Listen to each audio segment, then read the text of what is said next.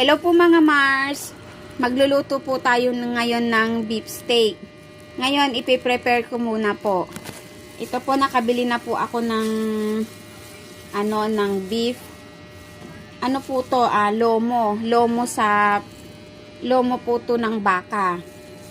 Kaya malambot po siya, di po siya ganong matigas. Pinaslice ko na po siya ng maninipis. Kaya para po madaling maluto. And then, ito po yung mga ilalagay natin. Naglagay lang po ako ng kalamansi. Mga ano lang po to, mga 10 perasong kalamansi. Yan po. And then, maglalagay po tayo ng toyo. Ang ginamit ko pong toyo, ito pong Kikkoman. Yan. Maglalagay lang po ako ng tinatansya ko lang po mga Mars.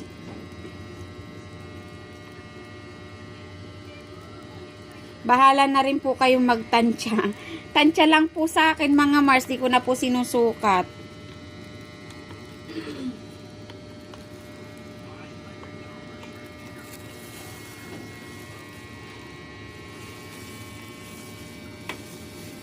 And then, lalagyan po natin ng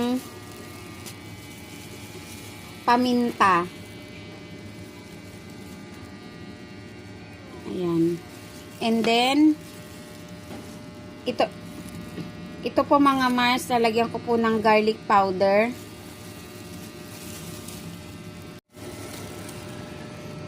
Mga Mars, lalagyan ko pa po ng ng garlic powder. Ayan po.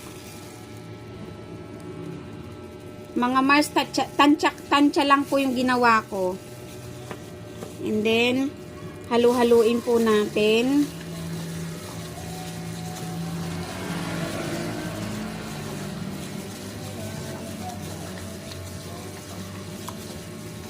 Then, ibababad ko po ng siguro mga 2 hours. Kasi mas maganda po mga Mars kung mabababad po sana ng overnight. Kaso nakalimutan ko, kaya ngayon ko lang po naisip. Mga 2 hours ko na lang po maibababad. Iyok mo na.